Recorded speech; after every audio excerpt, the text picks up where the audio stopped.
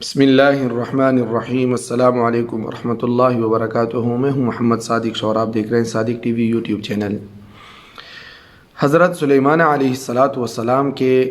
انتہائی دلچسپ اور حاضر جوابی کے اور ذہانت کے واقعات ہیں۔ یہاں پہ ہم چند واقعات کو پیش کرتے ہیں اور اسی کے ساتھ حضرت عیسیٰ علیہ السلام کی حاضر جوابی جو انہوں نے شیطان ابلیس کو دی۔ عبداللہ ابن عبید بن عمیر رضی اللہ تعالیٰ عنہ کہتے ہیں کہ سلیمان علیہ السلام نے ایک سرکش جین کو پکڑا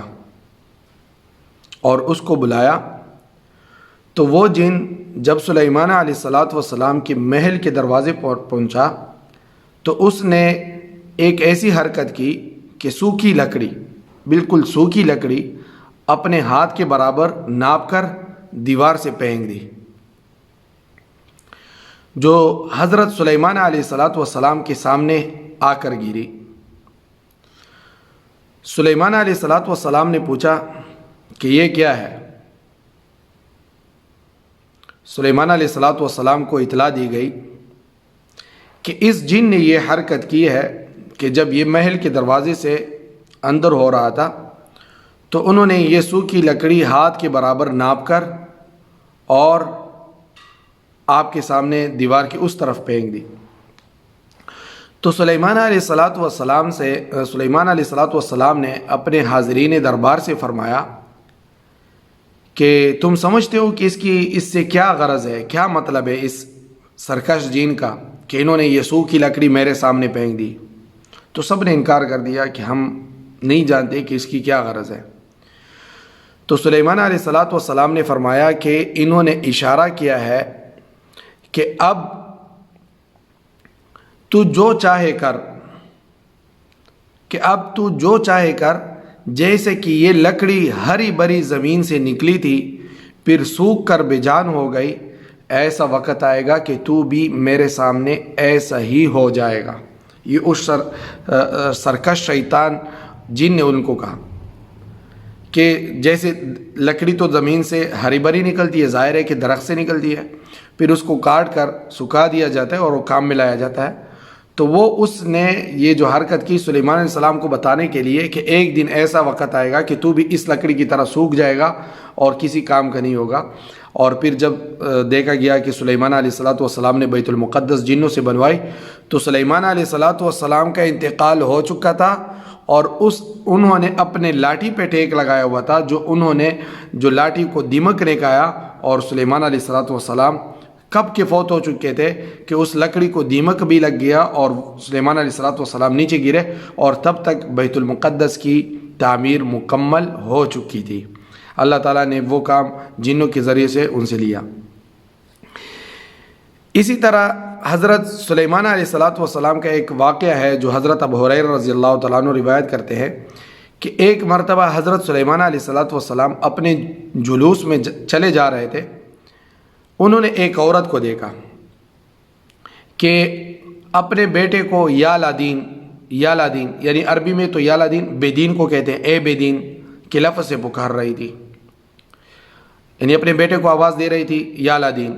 اس کا معنی ہے اردو میں بے دین، اے بے دین۔ یہ سن کر حضرت سلیمان علیہ السلام ٹھہر گئے اور اس عورت سے کہا کہ اللہ کا دین تو ظاہر ہے، اس لا دین کا کیا مطلب؟ یعنی اس کو تو بے دین کہہ کر جو پکار رہی ہے، اس کا کیا مطلب؟ اللہ کا دین تو ظاہر ہے۔ اس عورت کو بلایا اور پوچھا تو وہ عورت کہنے لگی کہ میرا شوہر ایک تجارتی سفر پر گیا تھا، یعنی تاجر تھا، اور پھر وہ کسی سفر پہ نکل گیا، تجارتی سفر پر، اور اس کے ہمراہ اس کے ساتھ اس کا ایک دوست بھی تھا۔ اس دوست نے ظاہر کیا کہ وہ مر چکا ہے، یعنی جب وہ واپس آیا، اور آپ کے شوہر نے یہ وصیت کی ہے کہ اگر میری بیوی کے ہاں کوئی لڑکا پیدا ہو تو اس کا نام لادین رکھ دیا جائے۔ تو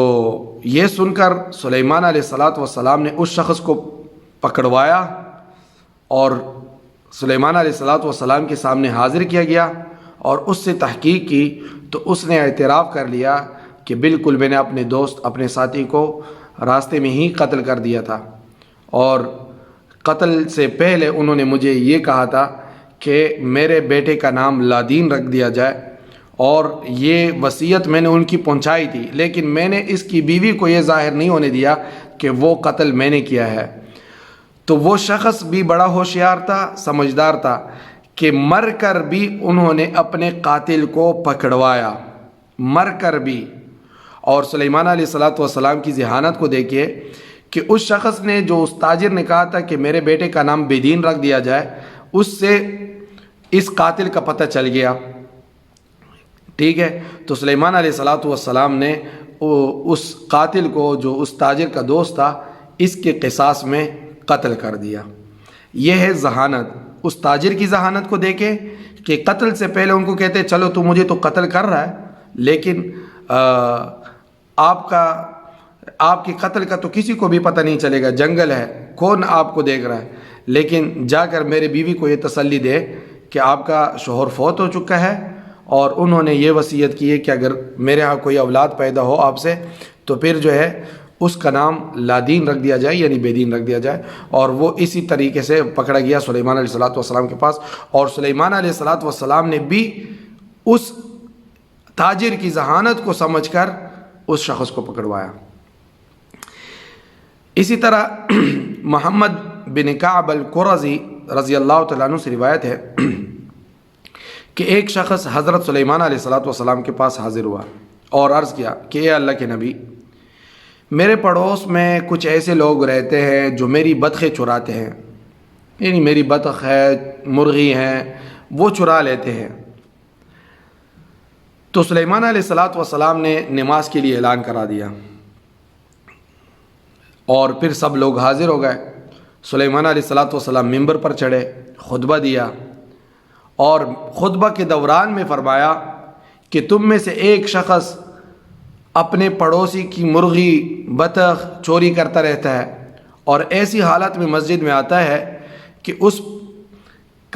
کے سر پر اس کے پر موجود ہوتے ہیں۔ یہ سن کر چور نے اپنے سر پر ہاتھ پھیرا اس طرح، اور یہ دیکھ کر آپ علیہ السلام نے، سلیمان علیہ السلام نے حکم دیا کہ یہی چور ہے، اس کو پکڑ لو۔ اب یہ ایک ہیلا تھا، ایک چال چلی سلیمان علیہ السلام نے کہ لوگوں کو جمع کیا اور خطبہ دیا، اور خطبے کے دوران ایسے انداز سے انہوں نے کہا کہ تم میں سے کوئی ایک شخص ایسا آتا ہے مسجد میں کہ جس کے سر پر مرغی کے، بطخ کے پر موجود ہوتے ہیں، اور وہ اس حالت میں مسجد میں آتا ہے۔ اب جو چور تھا وہی روزانہ مرغی چراتا تھا، وہی بطخیں چراتا تھا، انہوں نے فوراً اپنے سر پہ ہاتھ پھیرا کہ واقعی میرے سر پہ کوئی پر وغیرہ تو نہیں، اور اسی طریقے سے وہ جو ہے وہ پکڑا گیا، اور سلیمان علیہ السلام نے حکم دیا کہ اس کو پکڑو۔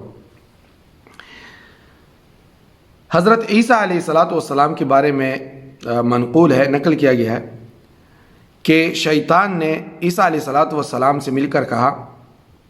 کہ تیرا تو یہ عقیدہ ہے کہ تجھے جو بھی پیش آتا ہے وہ تمہارے خدا نے، تمہارے اللہ نے تمہارے لیے لکھ دیا ہے، یعنی تقدیر میں لکھ دیا گیا ہے جو بھی تمہارے ساتھ ہوتا ہے۔ تو عیسیٰ علیہ السلام نے فرمایا بے شک، اس میں کوئی شک نہیں کہ جو بھی میرے ساتھ ہوتا ہے، میرے ساتھ کیا جاتا ہے، وہ تقدیر میں لکھا ہوا ہوتا ہے اور پیش آتا ہے۔ تو شیطان نے کہا ٹھیک ہے،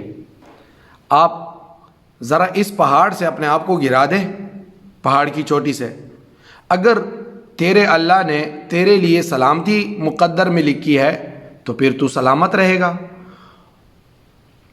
تو عیسیٰ علیہ السلام نے فرمایا کہ اے ملعون، اللہ تعالیٰ کو یہ حق ہے کہ وہ اپنے بندوں کا امتحان لے، بندوں کو یہ حق نہیں کہ وہ اللہ رب العزت کا امتحان لے۔ میں کون کہ اللہ رب العزت کا امتحان لوں اور اپنے آپ کو پہاڑ سے گرا دوں؟ اب میں بچتا ہوں نہیں بچتا، یہ تو ہلاکت ہے، یہ تو خودکشی ہے۔ لیکن اگر اللہ تعالیٰ نے کسی ایسی صورت میں، ایسے ماحول میں مجھے جو ہے پنسا دیا تو اللہ تعالیٰ ہی مجھے بچانے والے ہیں اور اللہ تعالیٰ ہی مجھے مارنے والے ہیں۔ تو کون ہوتا ہے کہ تو ہمارا امتحان لے؟ اور بندے کو یہ حق نہیں کہ وہ اللہ رب العزت کا امتحان لے، اللہ رب العزت کو یہ حق پہنچتا ہے کہ وہ اپنے بندوں کا امتحان لے۔ یہ ہے حاضر جوابی اور حاضر دماغی، کہ اپنے جو ہے مقابل کو کیسے چپ کروانا ہے اور کیسے اس کی جو ہے حقیقت اس سے نکلوانی ہے۔ تو یہ ہے انبیاء کرام علیہم الصلاۃ والسلام کی ذہانت کے واقعات۔ اس طرح انشاءاللہ اس کے بعد پچھلی امتوں کے جو سابقہ امتیں ہیں ان کی بھی ایسے حاضر دماغی کے اور خوبصورت واقعات بیان کیے جائیں گے۔ تب تک کے لیے اجازت، السلام علیکم ورحمۃ اللہ وبرکاتہ۔ دوستو صادق ٹی وی کو سبسکرائب کرنا مت بھولیے، ویڈیو کو لائک کریں، شیئر کریں اور کمنٹ سیکشن میں اپنے رائے کا اظہار ضرور کریں۔